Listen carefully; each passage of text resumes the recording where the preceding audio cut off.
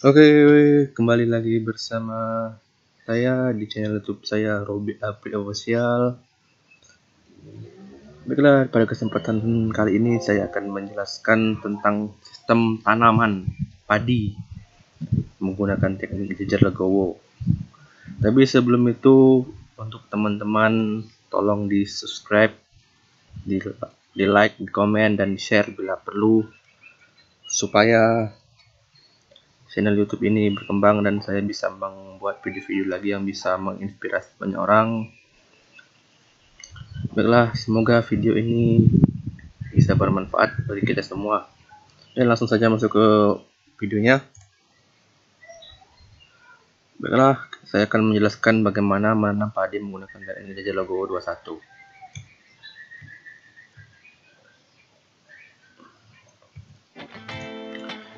Pertama, apa itu jejer legowo 21?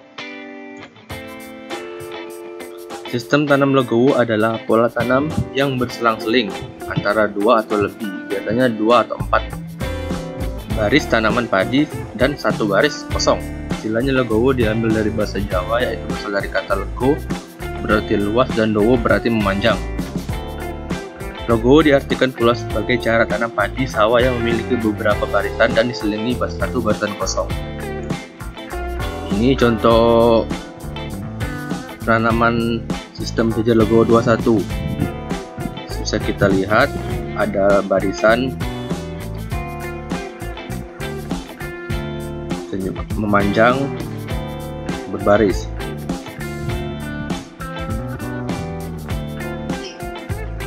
Prinsip tanam jejer legowo. Jejer legowo memiliki prinsip, yaitu merupakan suatu rekayasa teknologi untuk mendapatkan populasi tanaman lebih dari 160.000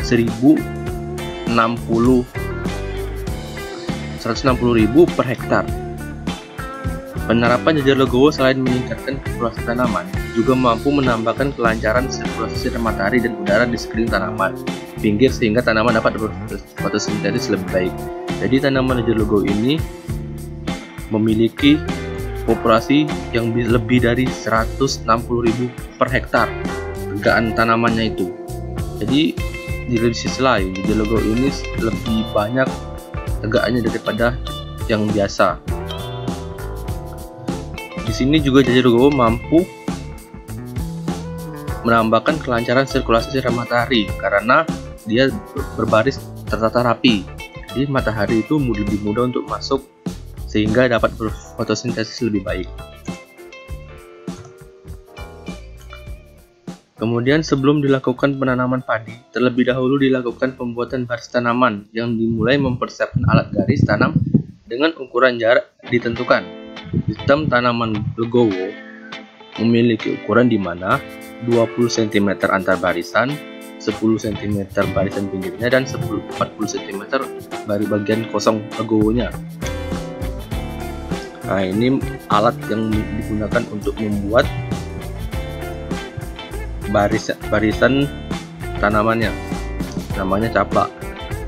Itu sudah kita lihat ada ukurannya 20 cm, 40 cm, dan 20 cm.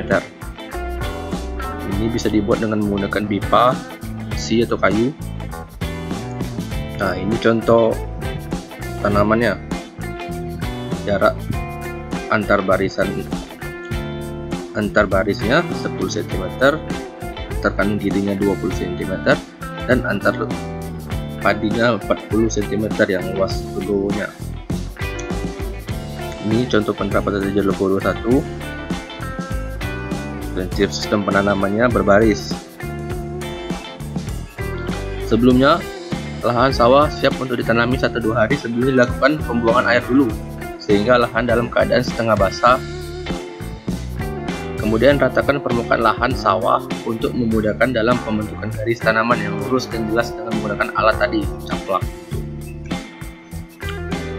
Kemudian penanaman bibit padi dimulai dengan mengambil bibit padi dari bidang persemaian yang telah berumur 21-25 hari. Selanjutnya, tanaman bibit padi 1-3 bibit per lubang. Jadi satu lubang, satu titik itu ditanami 1-3 bibit. Teknik laju penanaman bibit padi baiknya dilakukan secara maju Hal ini bertujuan agar perpotong garis lubang tanaman bisa terlihat dengan jelas. Jadi kan itu sudah kita buat garisnya untuk menanamnya, kita menanamnya dengan cara maju, jangan mundur, biar supaya tanaman yang lubang-lubang yang kita menanam itu kelihatan. Kemudian jajar legowo pun memiliki syarat untuk tanamannya, yaitu yang pertama, lahan tidak terasi ring. Jika terpaksa berjarak miringan, lahan kurang dari 25%, serta pembuatan garisnya menggunakan tali. Kalau lahannya miring, susah juga. Cuma kalau terpaksa miring, tekniknya caranya menggunakan tali, bukan menggunakan caplak. Dan dosis pemupukannya sebaiknya ditambah 10 atau 20% dari biasanya, karena ini kan tegaknya atau populasinya lebih banyak daripada biasanya.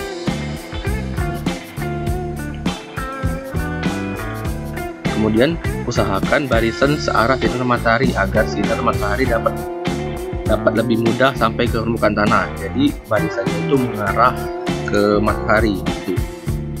Jadi antar barisannya mengarah ke matahari arahnya. Kemudian di sini teknik tanaman jajar legowo memiliki keuntungan antara lain. Yang pertama, penyiangan gulma lebih mudah baik secara manual maupun herbisida. Jadi penyiangan gulmanya itu lebih baik karena dia tuh memiliki jarak yang cukup lebar. Jadi untuk melakukan penyiangan gulma itu lebih baik. Pemberian pupuk organik anorganiknya lebih mudah juga. Kemudian ada pengendalian hama seperti wereng, gerayak, lembing, batu, dan hama lainnya lebih efektif karena larutan inseksidanya dapat dengan mudah mencapai pangkal batang. Kemudian yang keempat, ada serangan penyakit batang berkurang karena pertanaman lebih terbuka sehingga matahari dapat mencapai permukaan tanah. Kemudian kemungkinannya yang lebih besar untuk menerapkan mina padi karena adanya ruangan luas di antara 12 tanaman padi. Untuk yang belum tahu, mina padi itu adalah teknik penanaman padi dan juga di situ diterapkan untuk memelihara ikan nila. Jadi satu lahan itu bisa berfungsi sebagai dua fungsi, satu untuk padi, satu lagi untuk memelihara ikan. Kemudian proses fotosintesisnya pada daun akan semakin tinggi sehingga akan mendapatkan bobot yang lebih berat. Kemudian nomor 7, posisi orang melaksanakan pemupukan dan pengendalian hama lebih leluasa pada barisan kosong antara 12 cm. Jadi jajar legowo ini memiliki banyak keuntungan karena sifatnya yang memiliki kerenggangan, memiliki legowo. Jadi sehingga kita tuh bisa lebih leluasa dalam bentuk seperti pengendalian gulmanya, seperti pemberian pupuknya, dan juga padi itu lebih banyak mendapatkan sinar matahari karena barisannya itu lebih terbuka. Di sisi lain, jajar legowo pun memiliki kelemahannya, itu pertama untuk membutuhkan tenaga tanaman yang lebih banyak dan waktu tanaman yang lebih lama pula karena tegaknya itu banyak. Jadi kita tuh lebih lama, lebih banyak melakukan kegiatan daripada biasanya. Kemudian yang kedua, membutuhkan benih yang lebih banyak dengan semakin banyaknya populasi. Dan yang ketiga, biasanya pada legowo akan lebih banyak ditumbuhi rumput karena itu sangat lebar antar baris. Jadi rumput itu lebih banyak ditanami tanaman pengganggu ataupun gulma. Untuk teman-teman disarankan atau direkomendasikan menggunakan teknik ini karena apa? Teknik ini memiliki alhasil dan ini akan memiliki tegak lebih banyak daripada biasanya dan memiliki hasil panen atau produktivitasnya lebih baik karena antar barisan itu tersusun dan terstruktur. Mungkin itu saja yang bisa saya sampaikan. Saya akhiri.